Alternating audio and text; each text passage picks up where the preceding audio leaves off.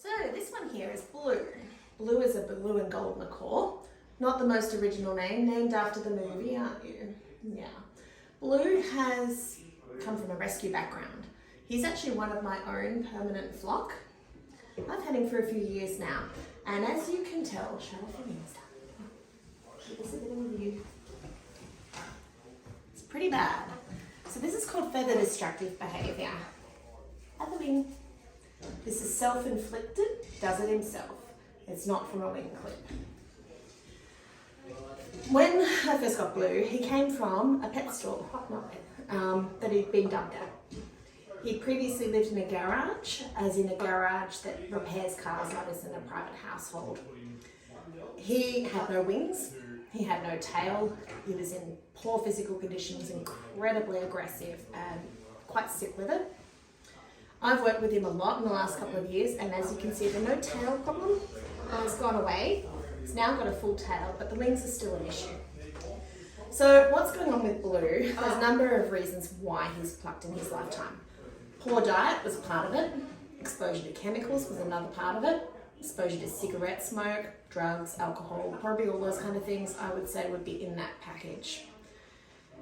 You don't necessarily really know while they talk, they don't tell you everything, but you could tell there was quite a distinct smell of smoke in his feathers when I first met him. Very aggressive to men.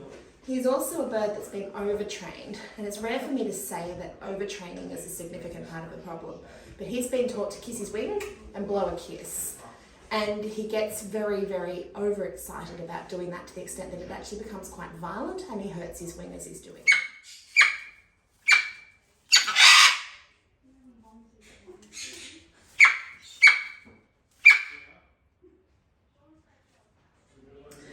He is also incredibly sexual. So while I don't like to blame hormones for behaviours universally, in his case he actually grabs his wing, forces it between his legs and masturbates on it. And that is why you get this fluffiness there, because he's actually damaging his wings as he does it. So grabbing his wings continuously, and he's done most of this damage in the last 2 weeks, is quite significant. So this is one of those rare occasions where I'm going to say that a hormone implant is really going to benefit him. He's had one before and it did curb the behaviour temporarily, and that gave him enough of a window to grow his tail back. I'm hoping there's just enough feathers here to help him regrow his wings. One of the things that people don't realise about a hormone implant is it can actually trigger a molt, so I would expect him to drop a lot of his feathers in that time period. And hopefully paired with some training where you're not blowing kisses, you might actually get some more normal behaviours. So it's a package, it's not just the medical side of it. I do have a care plan with him in terms of training, so I am doing everything I can to encourage no hormonal behaviours and a lot of independent foraging behaviours. I do have one more option with his wings which I am considering, and that's a surgery called imping, which is where we put donor feathers from your friend Fib probably into the wings. What I want to say to people with feather destructive birds, it's a heartbreaking process and it's a roller coaster. They're prone to relapses. So it can be really shattering when you get the wings back, because I did to a certain extent with Blue and then have them go backwards again. It's an ongoing process and you can gradually work them through it. I know you want to go to the toilet. He is poop trained, so he's telling me it's time for a poop, which is great. Not on me. But he's a beautiful, sweet bird. He's just not great with men at the moment, and we're going to work on that too, aren't we? The biggest danger with these guys is over-humanising them, and that's been one of his big problems too. So the more he learns to be independent, the better. And the other thing I'm going to add, their tail is so long, it can get to 1 metre in length. Their parents actually teach them how to use their tail. So when they're taken from their parents at a young age, they often trip over, fall over, break things. They have to learn to lift their butt when they're moving around the cage. So he's had obstacle courses and things where he's actually learned to do that, where I've had to physically teach him, which is one of the reasons why he's managed to grow his tail back. These feathers do break really easily, and they generally only molt once a year. So while I get everyone asking me for macaw feathers all the time, I get maybe 4 or 5 a year between my 2 birds. So yeah, that's why I didn't give them that. There's another bird out there talking. The hazards of being at a bird vet, hey? So today you'll probably see the surgery, we'll film it, we'll give him a hormone implant, which is done under anaesthetic.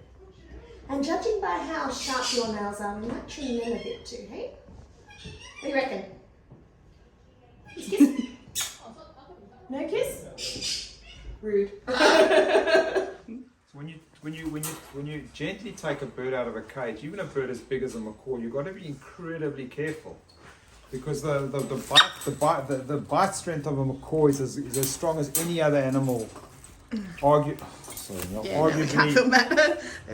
the bite strength of a macaw is as strong as any animal, like dog, hyena. They've got incredibly powerful jaws. So what you do is you wait for the bird to grip on the side of the cage.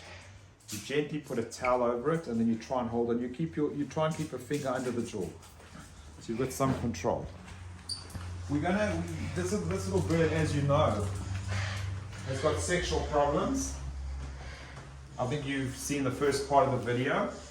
We're going to be using a medication that goes into the neurohypophysis and stops FSH and LH eventually secreted to the testes, and hopefully it'll switch off all sexual behavior.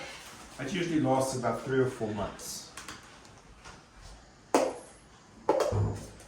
just 2.5. Okay. Ready? Yes. 2.5.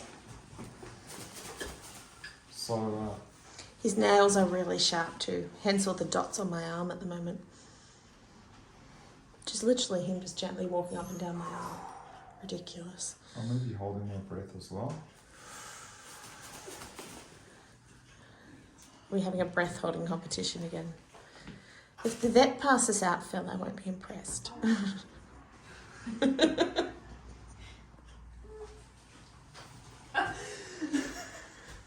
Were you doing it too? And we made her laugh, that's fair. That helped. The movements. I'm going to sleep. Okay, so it should be. If I stop, go down to 2, please. Oh, it's actually bloody nice, this clippers. They're very nice clippers.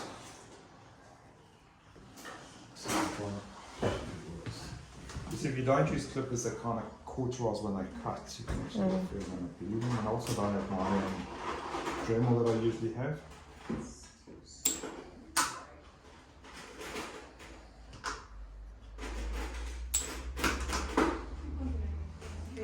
So we generally inject it between the shoulder blades, which is up here. Obviously it's a big needle, it's got to be sterile. We want to try and find a featherless area to go in. There's a beautiful featherless area. There's the spine, just on the side of the spine. Sometimes we take off one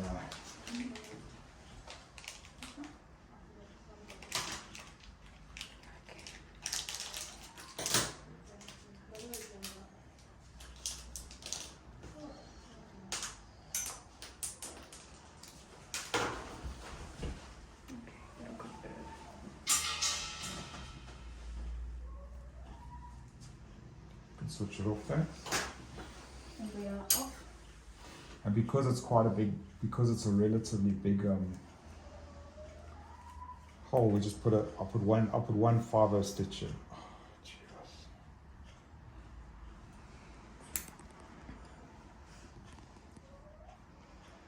Wake up a little bit.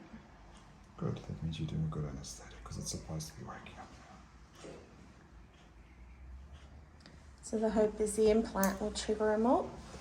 So the implant has many effects. It's going to take, first of all, being a hormone as opposed to like a drug or an antibiotic, it has a very slow process. It first goes into the brain.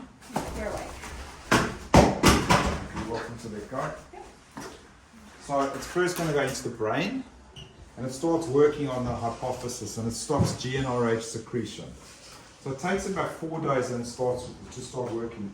But the interplay between the sex hormones, testosterone and molting, etc., is there's interplay. So we're expecting molting. They usually molt after we give implants. It's very noticeable in chickens because we give them implant in winter and they lose all their feathers, and it can be quite stressful.